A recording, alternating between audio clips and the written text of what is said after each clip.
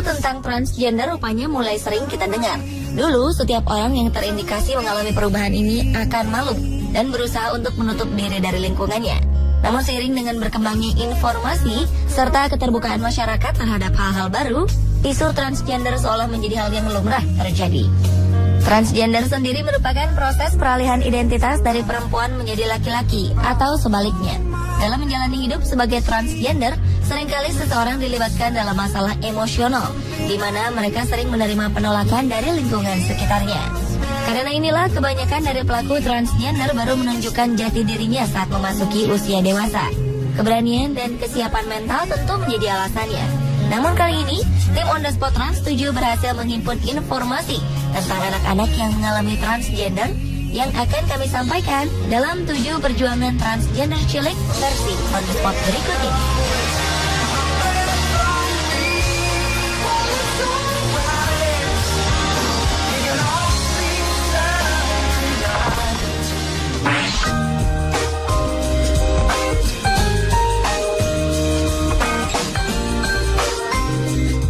Pasang orang tua bernama Jeremy dan Catherine Mathis awalnya tidak terlalu memikirkan perilaku anak laki-lakinya yang tidak menyukai mainan mobil-mobilan. Namun saat sering meminta selimut merah muda milik adik perempuannya, kecurigaan pun mulai muncul.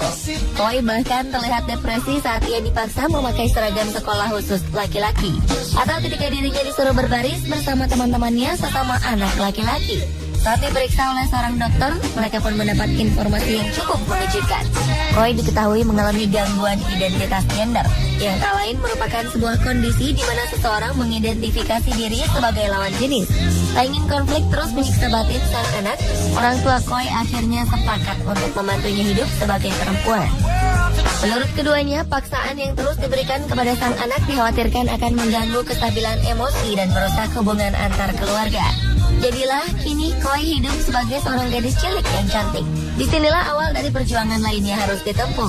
Karena keluarga Chloe kini harus terlibat perseteruan hukum dengan distrik sekolah di kota Fountain. Adapun fokus utama yang dibahas adalah hak Chloe Fountain dalam menggunakan toilet anak perempuan, toilet guru, atau toilet yang terletak di unit kesehatan sekolah. Selain itu, kedua orang tua Chloe pun mengadukan sekolah tempat anaknya belajar atas dugaan pelanggaran terhadap undang-undang anti-diskriminasi. Sejak muncul persoalan dengan penggunaan toilet di sekolahnya, Chloe yang kini berusia 6 tahun pun memilih untuk belajar di rumahnya.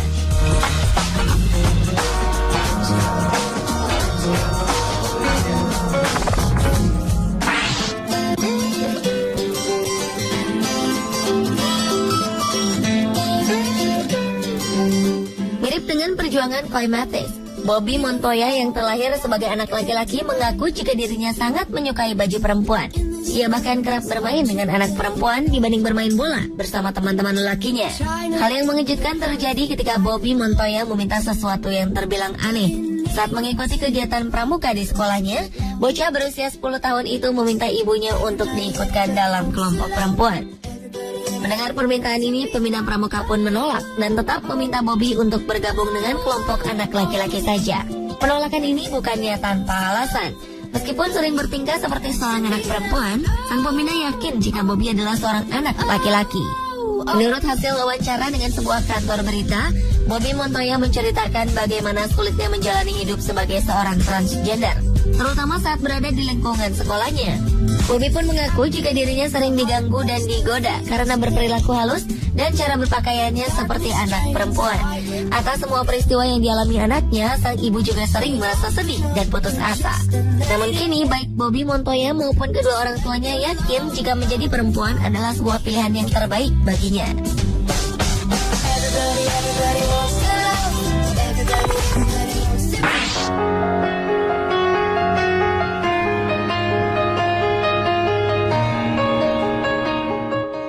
Seorang anak berusia 6 tahun secara resmi mengubah namanya menjadi Tyler sejak 18 bulan yang lalu. Terlahir dengan nama Catherine, ia sebenarnya memiliki ciri fisik sebagai seorang perempuan. Namun sejak berusia 2 tahun, ia menyatakan diri kepada orang tuanya jika dirinya adalah seorang anak laki-laki. Kedua orang tua Tyler, Jane dan Stephen, sebenarnya sudah mengetahui kelainan ini sejak lama. Tyler tampak tidak mau memainkan mainan kakaknya yang kebanyakan berupa boneka dan mainan anak perempuan lainnya. Orang tua Tyler awalnya tidak terlalu mempedulikan ocehan sang anak. Mereka berpendapat jika Tyler hanyalah seorang anak perempuan yang memiliki kecenderungan untuk bersifat tomboy. Setahun kemudian, Jane mulai mengenalkan anaknya itu tentang bagaimana anatomi tubuh manusia, serta perbedaan antara laki-laki dan perempuan. Kepadanya, Jane lalu meyakinkan jika Tyler adalah seorang perempuan. Penjelasan Jane rupanya malah membuat Tyler kebingungan. Ia menanyakan bagaimana sang ibu telah mengubahnya menjadi seorang perempuan, padahal ia yakin jika sebelumnya dirinya adalah seorang laki-laki. Sejak saat itulah ia ingin agar semua orang mulai memanggilnya dengan nama Tyler. Ia pun mulai membuang semua pakaian perempuannya dan hanya mengenakan pakaian anak laki-laki saja. Kepada setiap orang yang menanyakan identitasnya, Tyler dengan mantap mengatakan jika dirinya bukanlah seorang transgender, melainkan murni seorang laki-laki.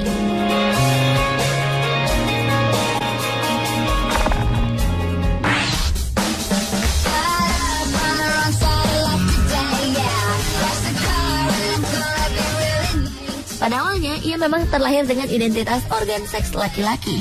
Namun saat beranjak remaja, Jazz mulai mendapati dirinya yang ternyata sangat menyukai segala hal yang berhubungan dengan perempuan.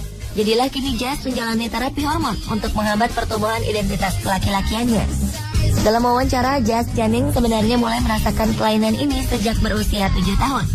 Saat itulah ia sering berkata kepada orang terdekatnya tentang kemungkinan jika Jazz sebenarnya terjebak di dalam tubuh yang salah.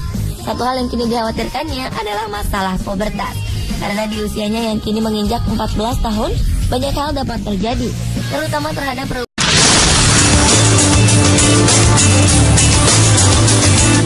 pepatah yang mengatakan bahwa segala sesuatu yang berlebihan itu tidak baik, memang benar adanya. Bahkan termasuk makanan atau minuman yang kita anggap aman dan sehat sekalipun. Selama ini kita sering mendengar overdosis yang disebabkan oleh obat-obatan dan minuman keras. Padahal, sejumlah makanan yang kita kunyah sehari-hari pun, meski tidak mematikan, bisa mengganggu loh jika dikonsumsi berlebihan. Karena pada dasarnya, overdosis dapat membuat tubuh kita tidak seimbang. Parahnya, hal tersebut bisa membuat seseorang keracunan. Berikut adalah beberapa makanan yang bisa mengganggu tubuh jika dikonsumsi secara berlebihan.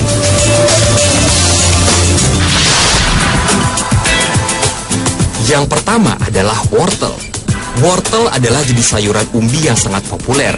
Umumnya wortel berwarna oranye, namun ada beberapa di antaranya yang berwarna putih. Sayuran memang dikenal kaya akan vitamin, mineral, dan serat yang sangat baik untuk tubuh. Begitupun wortel yang memiliki kandungan yang menyehatkan, baik bila dimakan secara langsung, atau bisa juga ditemukan dalam beberapa variasi makanan seperti sup, salad, hingga cake wortel. Tapi tahukah Anda, ternyata makan terlalu banyak wortel dapat membuat overdosis beta-karoten yang akan membuat kulit menjadi kuning atau hitam. Penyakit ini dikenal dengan nama karotenemia. Sebagian orang juga menyebutnya dengan karotoderma. Ini merupakan kondisi di mana tubuh kita terlalu banyak karoten, melebihi kebutuhannya. Jumlah yang berlebih cenderung menumpuk pada lapisan terluar kulit, sehingga warna kulit berubah terutama pada bagian telapak tangan, telapak kaki, lutut, dan daerah hidung. Kasus ini biasanya banyak terjadi pada bayi ketika mereka sering mengkonsumsi bubur yang dicampur dengan wortel. Namun jangan terlalu khawatir, cukup kurangi konsumsi sayur atau asupan yang mengandung karoten seperti wortel ini. Maka secara perlahan warna di tubuh pun akan menghilang secara bertahap.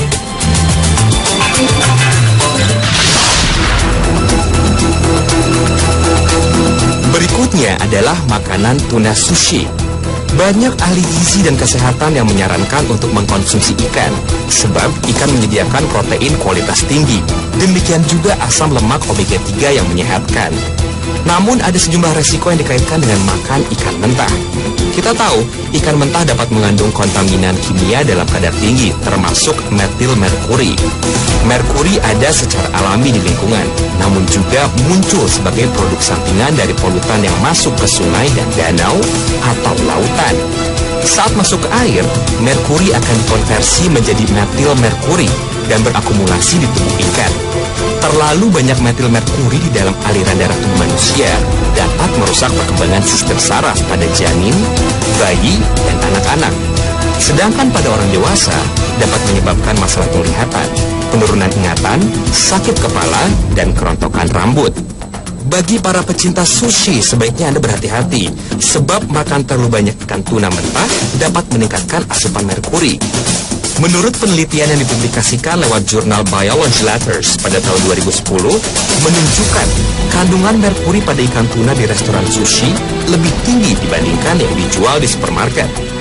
Jika Anda banyak makan ikan mentah dalam seminggu, Anda bisa menguranginya minggu depan menjadi 2 kali saja, agar manfaatnya tetap Anda dapatkan dan terhindar dari risiko jika dimakan berlebihan.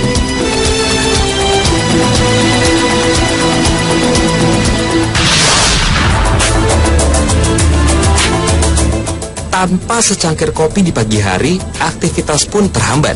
Inilah yang sering diungkapkan oleh para penikmat kopi sejati. Kopi juga memberikan manfaat banyak bagi tubuh kita, baik untuk kesehatan maupun kecantikan. Menurut Harvard Women's Health, konsumsi kopi beberapa cangkir sehari dapat mengurangi resiko terkena diabetes tipe 2, pembentukan batu ginjal, kanker usus besar, penyakit Parkinson, kerusakan fungsi hati atau sirosis, penyakit jantung, serta dapat menghambat penurunan daya kognitif otak. Kafein sebagai kandungan utama kopi bersifat stimulan yang mencandu. Kafein mempengaruhi sistem kardiovaskuler, seperti peningkatan detak jantung dan tekanan darah. Dampak negatif itu muncul bila Anda mengkonsumsinya secara berlebihan. Bagi kebanyakan orang, minum 2-3 cangkir kopi tidak memberikan dampak negatif. Meminum kopi dengan frekuensi lebih dari itu atau mengkonsumsi kafein lebih dari 600 hingga 900 mg per hari bisa menimbulkan jantung berdebar-debar, sulit tidur, gelisah, tremor otot, kepala pusing, dan gangguan lainnya.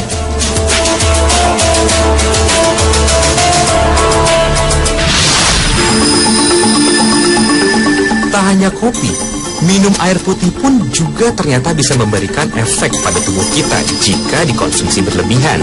Banyak minum air putih memang dianjurkan untuk menjaga keseimbangan cairan tubuh, tapi jangan dilakukan sekaligus dalam satu waktu. Sebaiknya lakukan sedikit demi sedikit sepanjang hari, agar tidak membebani kerja ginjal dan jantung. Minum air putih cukup 1-2 gelas jika ingin sekaligus. Lalu selebihnya